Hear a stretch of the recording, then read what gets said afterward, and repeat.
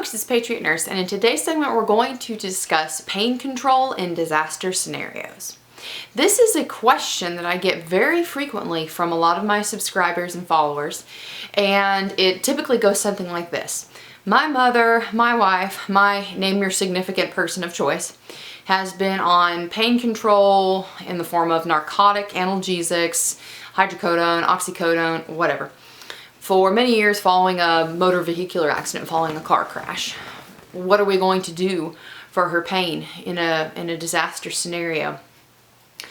To answer this in pretty succinct terms, there's not a lot you're going to be able to do in a long-term disaster, i.e. more than 30 days. When you're looking at running through your supplies of medication in 30 days, you're going to have to start making some decisions and some pretty well-informed choices.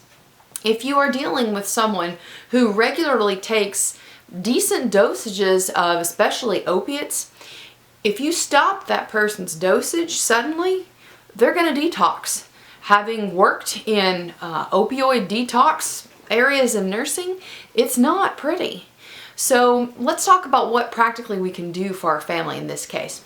The tenets here that I'm going to go over, mainly titrating medicine dosage, this is something that applies not just to narcotics and not just to pain meds, but really any medication that you regularly take, it's going to be true for. You don't want to take, stop cold turkey. That's where you have big problems. And I do not recommend doing this outside of a doctor's care. This is for a disaster scenario where you don't have options. An ideal thing that you could do would be to slowly decrease your dosage. If you knew that you only had 30 days worth, then if you only took, for instance, 1 pill a day, taking it once a day for 3 days and then skipping a dose, once a day for 3 days and skipping a dose. If you take a dose that's multiple times a day, then skipping your middle dose for the day, the time when you have the most pain coverage, that's going to be an optimal solution for you. That way your body has a chance to slowly dial down. This is not something that's going to be pleasant though. Unfortunately, because we have so many people who are walking around with holes patched in them. I'll make the analogy here to a tire with a nail in it that's got just a patch over it. The nail is still in the tire. The tire is losing air. The patch is not fixing the hole if the nail is still in it.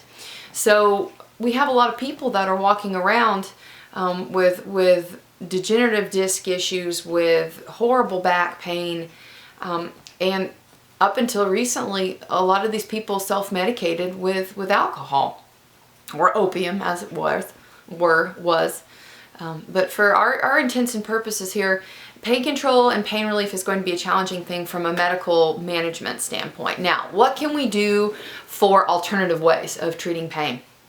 There are some things I can't go into for legality reasons, but there are certain things that are over the counter that will help.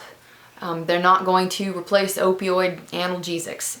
Opiate pain meds are not easily replaceable.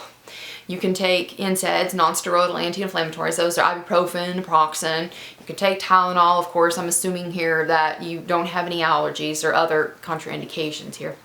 You can take over-the-counter pain meds. They're not going to fill that void, but they will help. Other things that you can do are to include essential oils.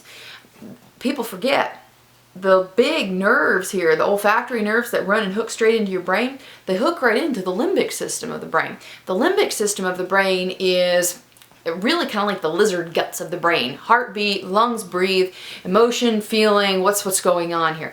The limbic system is integral in emotion and fear.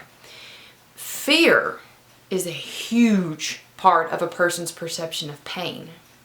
So this is something else that we have to keep in mind as well. If we're in a disaster and people are already fearful because of uncertainty typically does breed fear, especially if it is a situation that the person has not problem solved before or has not anticipated. Uncertainty and surprise are not the friends of pain. So if a person is already amped up, we want to try and control that a little bit. We want to try and bring that central nervous system down a little bit. There's some things that you can do with essential oils. Ylang ylang is a really good one. Lavender is another really good one. Topical wintergreen, it's very high in salicylate, so it's kind of like a topical aspirin. It has similar properties. There's lots of things that you can do, and at the end of 2013, when I segue into my 201 class, Medical Prep 201 in 2014, we're going to have coverage on this subject in pretty extensive detail, because pain is something that a lot of people deal with on a daily basis.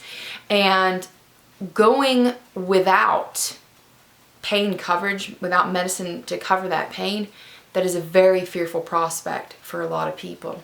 So let me encourage you now, if you have the ability to do this, and I'm not saying doing this outside of a doctor's care, if you have the ability to slowly titrate yourself down to a lower dosage, that is going to serve you very, very well.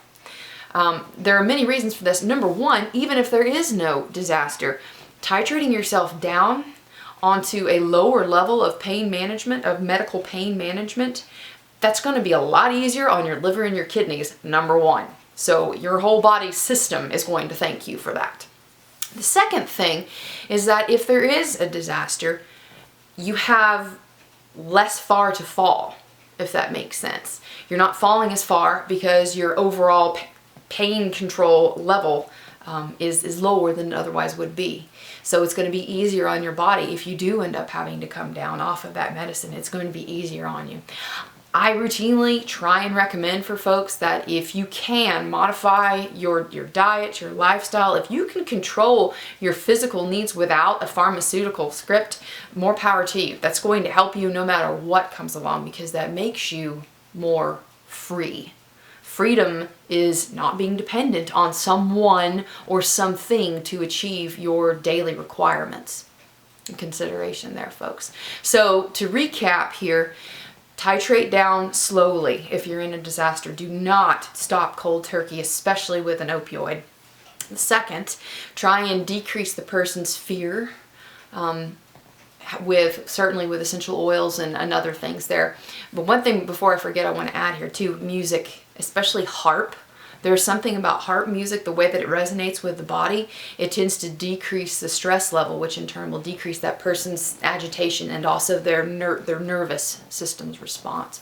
So bring down the person's central nervous system with good smelling things, with music, relaxation techniques, especially massage is another good thing. But also try and decrease your dependency upon painkillers and whatnot now. It's going to serve you no matter what. So, switching gears, I want to let you all know about the upcoming Medical Prep 101 classes that I'll be teaching. The next class that I have available is May 19th, Sunday, May 19th in Indianapolis. Followed by, in June, we have Greenville, South Carolina, but I've also added to the list Charleston, South Carolina.